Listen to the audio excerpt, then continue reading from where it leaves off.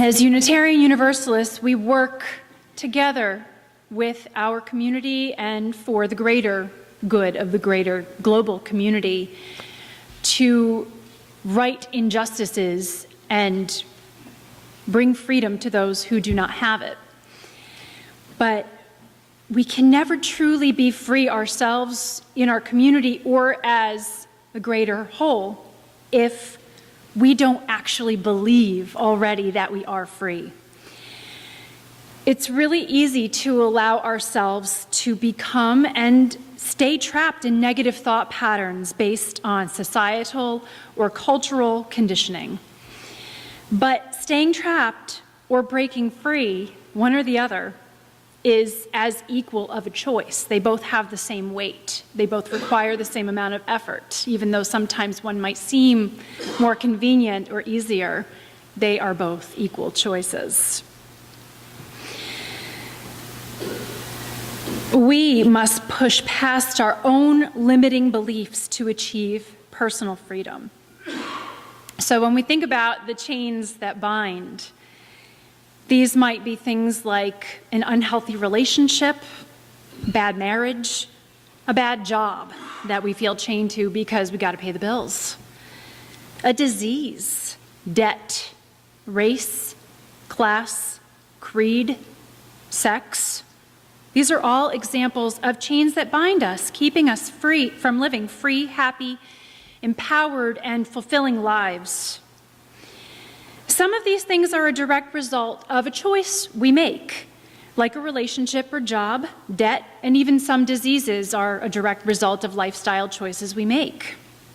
Others we're born into and we grow up with, like race, class, creed, and sex.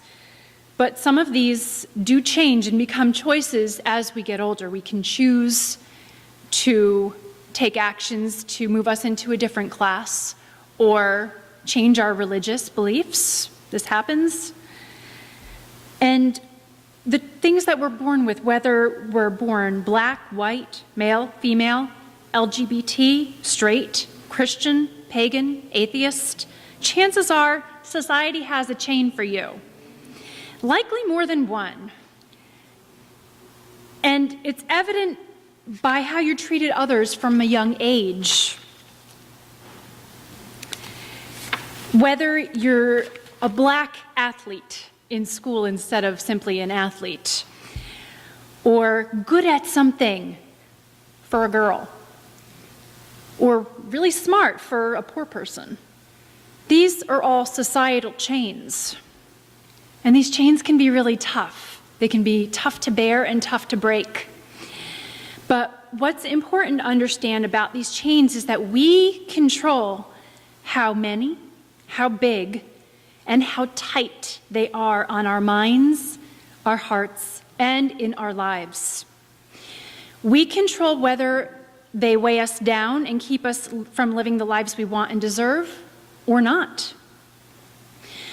A diagnosis or condition might seem like a chain, and we sometimes feel that we're at the mercy of doctors or medications or treatments. If it's a condition that's something we or society perceives as flawed, adopting that condition as one's identity can turn into a very large and tight chain. And that's something that I personally went through. I had acne for a really long time, ever since I was a kid, all the way up into adulthood. And that identity as someone with acne affected a lot of the choices that I made, affected the way that I saw myself and presented myself towards others. And I see that a lot in my practice. And part of what made it so significant of a chain for me is that I took ownership of it. I called it my acne all the time. And I hear that a lot from people. My acne, my diabetes, my rosacea, my arthritis. The more we do that, the more hold these conditions have on decisions we make, how we present ourselves to the world, and what types of relationships we have with others. It becomes how we identify ourselves as clearly as an identifier like male or female. For example, for me, I believed I had acne, and I identified as someone with acne as strongly as I identified as being a woman or being a mother. And my own subconscious, and therefore the greater universal consciousness, had no choice but to believe me until I was able to change that thought pattern. And we think a lot about the law of attraction, how what we put out is what we get back. The universe always believes you, whatever you tell it. And if you tell the universe constantly, I'm sick, or I don't have this, think about it if you were trying to give someone a gift and they said back to you, I can't have that. Are you going to keep trying to give them the gift? Or are you going to finally say, oh, okay, all right, I'll keep the gift. You can't have it, I'll keep it. The universe is not going to try to convince you, yes, you can, if you are constantly saying, no, I can't, or no, I don't deserve. So it's really important to change that thought pattern.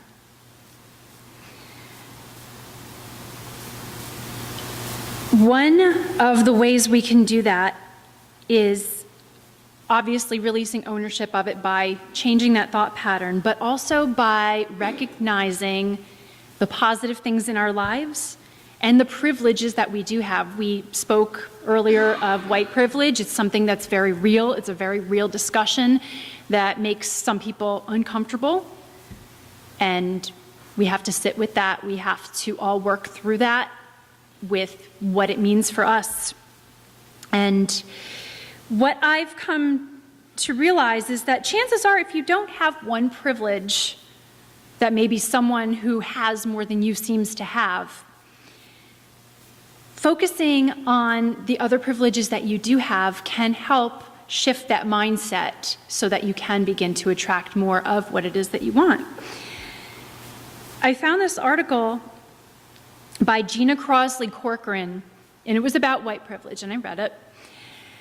And it was really fascinating. She laid out some very obvious privileges that we might not focus on if we're thinking about only one specific one that we don't have. And I'm going to read from her article. Citizenship. Simply being born in this country affords you certain privileges non-citizens will never access. Class. Being born into a financially stable family can help guarantee your health, happiness, safety, education, intelligence, and future opportunities. Sexual orientation. By being born straight, every state in this country affords you privileges that non-straight folks have to fight for in the Supreme Court. And that's something that is beginning to change, but it's still a long road. Sex. By being born male, you can assume that you can walk through a parking garage without worrying that you'll be attacked by a man, and that a defense attorney will then blame it on what you were wearing. Ability. By being born able-bodied, you probably don't have to plan your life around handicap access, braille, or other special needs. Gender. By being born cisgendered, which I didn't know what that means. I had to look it up. It means being born in a physical gender, male or female, that your emotions and thoughts also agree is true for you. By being born biologically the same gender that your mind and heart are, you aren't worried that the restroom or locker room that you use will invoke public outrage. So chances are, if we're not born with one of these, we already have one or more of these other privileges that there's a lot to be grateful for. So another way we can break through our chains is to get rid of the can'ts.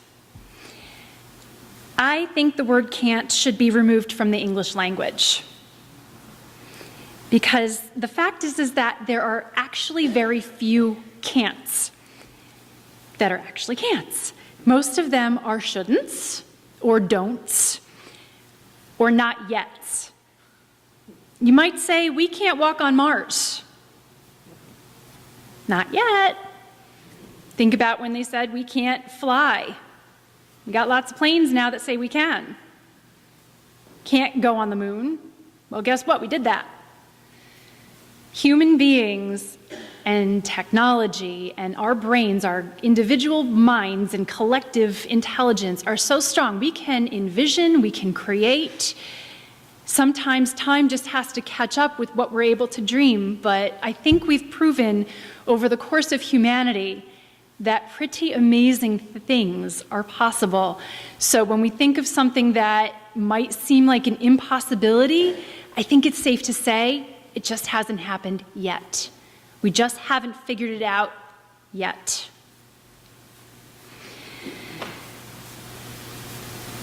To free yourself of negative attachment towards a financial situation is similar. And it starts, again, with the words you use, whether you choose to take ownership of it as my debt or use a can't. I can't afford this.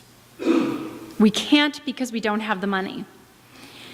Even if you have debt and there are certain things that you want or need that you don't currently have the money to purchase outright, using lack mentality like the can'ts in your mind or spoken aloud certainly won't help you move past lack into abundance.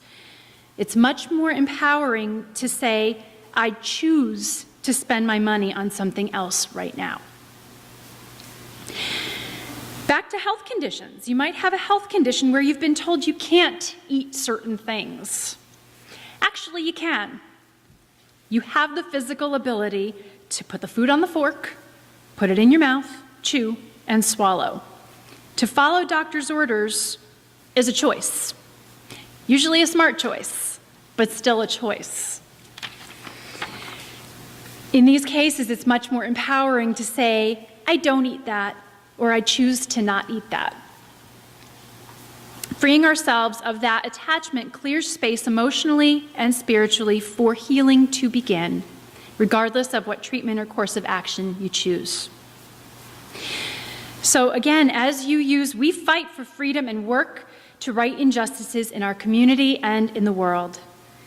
Can you imagine how much more effective we'd be in our work if our work came from a place of true personal freedom? We can only give what we already have. We can only teach what we already know. And we can only inspire what we already feel. From the great Dr. Martin Luther King Jr. Change does not roll in on the wheels of inevitability, but comes through continuous struggle. And so we must straighten our backs and work for our freedom. A man can't ride you unless your back is bent. And I'd like to close with words from Robert A. Heinlein, who is a sci-fi writer. And I find that a lot of sci-fi writers and creators, they have a lot of really cool things to say. And Heinlein says, I am free because I know that I alone am morally responsible for everything I do. I am free no matter what rules surround me. If I find them tolerable, I tolerate them. If I find them too obnoxious, I break them. I am free because I know that I alone am morally responsible for everything I do. Blessed be.